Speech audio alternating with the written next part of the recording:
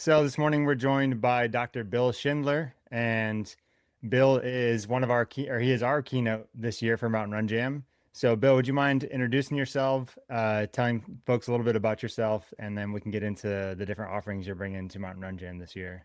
Absolutely. So first off, thank you so much for the introduction, and I'm thrilled to be at Mountain Run Jam this year. I am an archaeologist, anthropologist, and chef. Most importantly, I am a father and a husband. And my journey over the past several decades in both my professional life with the research that I was doing as an archaeologist and professor for several different universities and colleges, also my own health journey, and most importantly, my journey to learn how to nourish my family all came together about 20 years ago. And I realized that an ancestral approach, well, to literally everything, but in this case, to food, Yeah. really not only began to heal me and my health, but reconnect me to everything that's important in the world. Reconnect me to my community, reconnect me to my family, reconnect me to myself, and Mm. also reconnect me to my environment, my ancestors. So that journey has resulted now in the creation of not only an incredibly healthy, connected family, but also a restaurant that my family and I own with the help of 36 amazing people on our team called the Modern Wow. Stone Age Kitchen and the Modern Stone Age Food Lab, where we continue to conduct all sorts of research and teaching and educational outreach sorts of things that we conduct through there as well. Mm. Amazing. Wow. Well, we're definitely excited to have you at the event this year, and you're going to be offering two different um, offerings. One is your keynote speech, which is the power of connection, reclaiming our lives through ancestral foods and skills. And then you'll also be leading a workshop on an intro to fermented dairy and home cheesemaking. So let's dive into the keynote real quick, because I think that's going to be a big draw for a lot of people. And this theme, a lot of people that come to Mountain Run Jam, this is probably a theme that interests them quite a bit. Oh, that's fantastic to hear. Yeah. So the idea, the whole keynote presentation is focused on that theme of connection and creating a connection. And I think that's such an important way to address all sorts of issues and things that everyone is dealing with in their own life, because that connection really helps not only inform us, but empower us to make incredible decisions. And also one of the things that I found is empower us to actually view our place in the world in a completely different way, one that's Hmm. truly connected, one that's truly with our eyes open.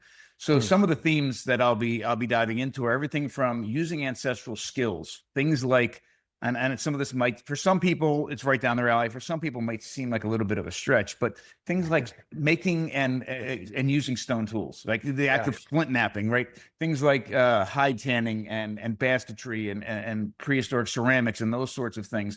The connection that can come through those sorts of hands-on activities, but also getting back into our own kitchens and truly cooking from scratch. The word scratch cooking or home cooking or home cooked, all those terms have sort of been bastardized over the past several years. For And sure. and the idea that you go by the roll of Nestle Toll House cookies and cut them up and put them on the tray, that's considered home cooking now. No, the really diving deep. And one of the things that I want to get across is how incredibly informing and empowering that level of scratch cooking can be, but Hmm. just as importantly, how incredibly easy it really is. I mean, most of the techniques that I'll be talking about, our ancestors were doing in caves with clay pots and sticks, right over an open Hmm. fire. Everybody who's going to be at this event, I'm confident, has a better equipped kitchen than our ancestors did. All these Yes. things are very doable. So that's going to be really the focus of that presentations, Awesome. that sort of idea about diving in deep into these hands-on, incredibly connective activities to connect, Mhm. but also to nourish, to heal, and how to implement these things into our own home on a regular basis. And listen, Hmm. I don't live in the middle of the woods on top of a mountain and have 24 hours a day to dedicate to these things. People that have that opportunity, fantastic.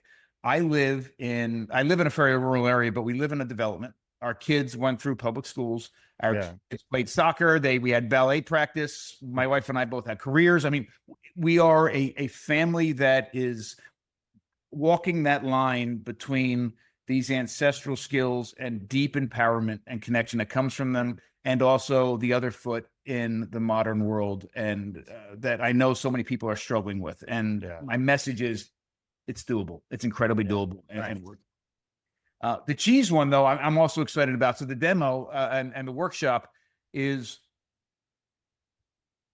really my hopes for that are this.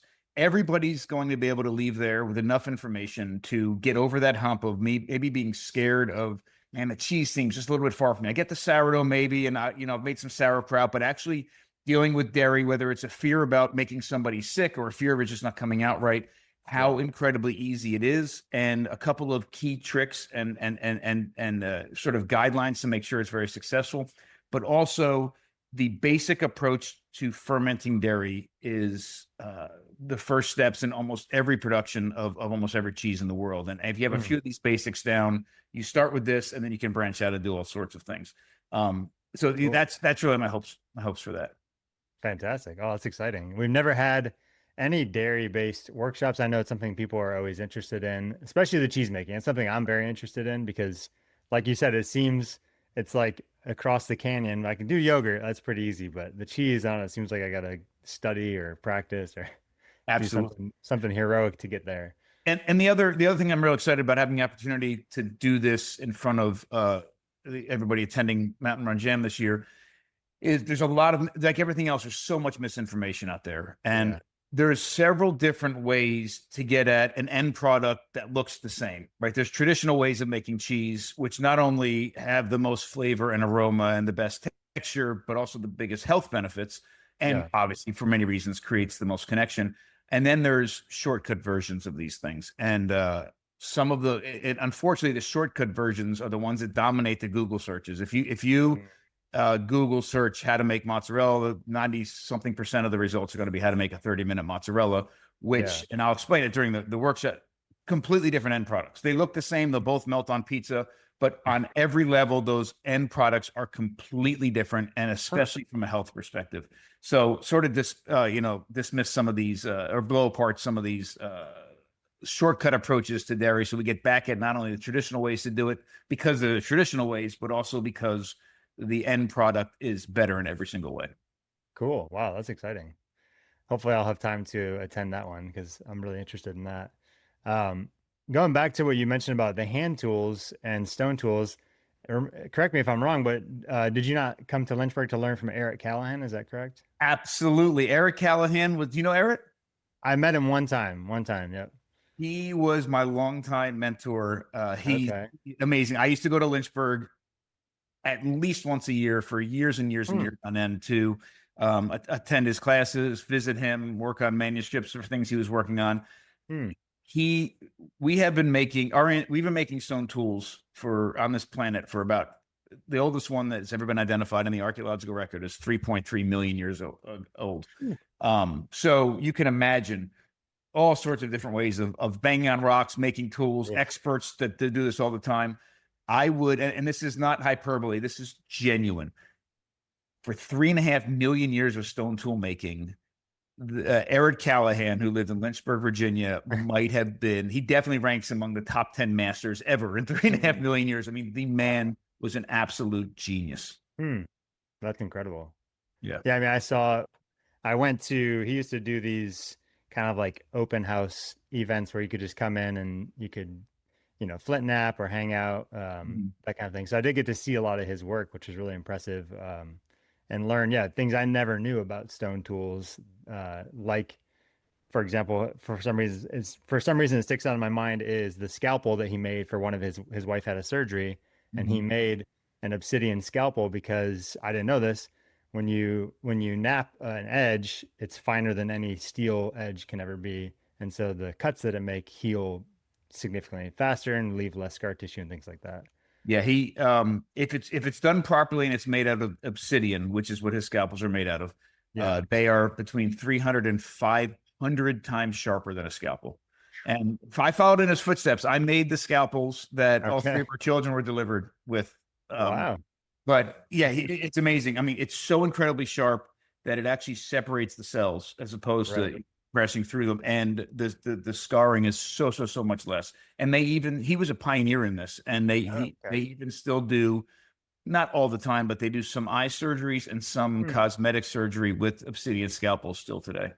Fascinating. How about that? 3.5 million years paid off, huh? Absolutely. That's very cool. Well, I'm sure we could talk all day about this stuff, Bill. And I look forward to having you at the event and definitely excited to enjoy your talks and hopefully attend that cheese making workshop so I can learn some new techniques. And I know that there's probably countless other people that will be at the jam that will be excited to learn from you and go home excited to tackle some of these things that seem a little more daunting than they really are.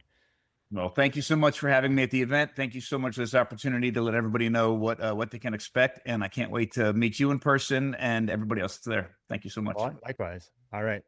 Take care, Bill. Thank you. You too.